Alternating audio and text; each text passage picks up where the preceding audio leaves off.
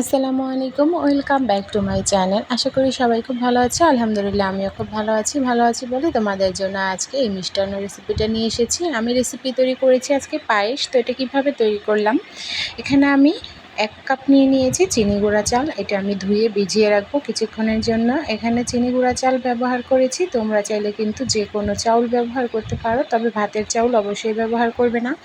এবার চুলায় পাত্র বসিয়ে দিয়েছি আর ভিজিয়ে রাখা চালটা আমি এখানে পানি সমেত দিয়ে দিচ্ছি, যাতে করে চালটা সেদ্ধ হয়ে যায়। এই পরিমাণে পানি দিতে হবে আর একটু লবণ দিতে হবে, দিয়ে ঢাকনা দিয়ে ঢেকে চুলার আঁচ কমিয়ে দিয়ে সিদ্ধ করতে হবে।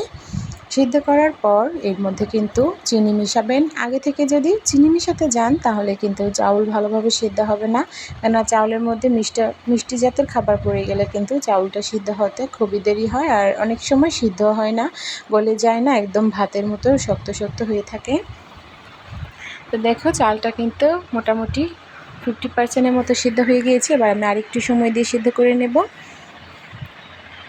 80% মতো সিদ্ধ হয়ে গেলে কিন্তু এর মধ্যে আমরা দুধ অ্যাড করে দেব। আমার চালটা কিন্তু এবারে মোটামুটি অনেকটা সিদ্ধ হয়ে গিয়েছে। আমি একদম গালিয়ে ফেলবো না, একদম মেঠা করে ফেললে কিন্তু পায়েসটা ভালো হয় না, একদম গাঢ় গাঢ় হয়ে যায়। তো আমি এতটা একদম ঘন পায়েস তৈরি করব না।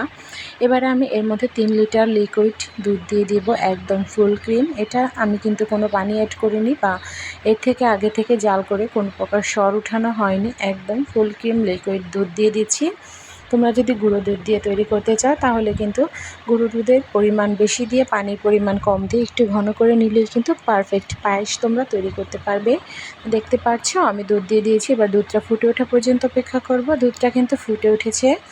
তো চুলার আঁচ পর্যায়ে কমিয়ে দিতে হবে, তা না হলে কিন্তু দুধ উতলে পড়ে যাবে।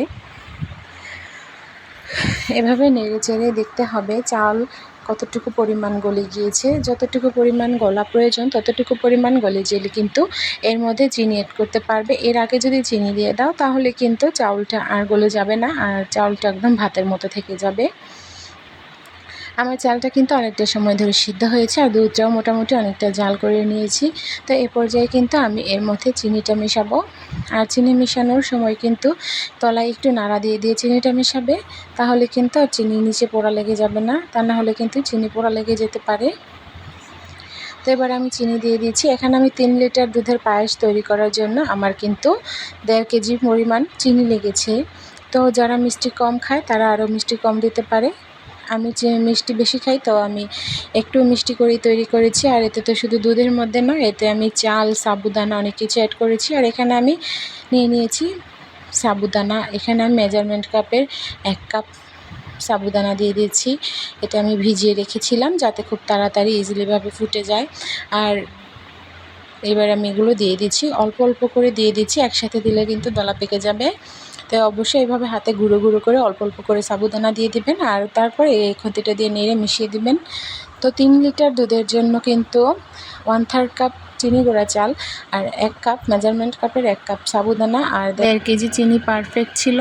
তো এবারে কিন্তু আমার সাবুদানাগুলো দেওয়া হয়ে গেছে, আর দেখুন সাবুদানা কিন্তু ফুটে উঠেছে। দেওয়া মাত্রই কিন্তু একদম ফুটে সিদ্ধ হয়ে গিয়েছে। অবশ্যই সাবুদানা একটু ভিজিয়ে রেখে দেবেন। আর এবারে আমি স্মেল আসার জন্য আর একটু ঘনত্বটা আরেকটু ভালো হওয়ার জন্য এর মধ্যে আমি ব্যবহার করছি ফিরনি মিক্স। তো এটা কিন্তু যে কোনো দোকানেই পাওয়া যায়, যে কোনো ব্র্যান্ডের ফিরনি মিক্স আপনারা ব্যবহার করতে পারেন। তো আমি এখানে একটা প্যাকেট পুরোই দিয়ে দিচ্ছি।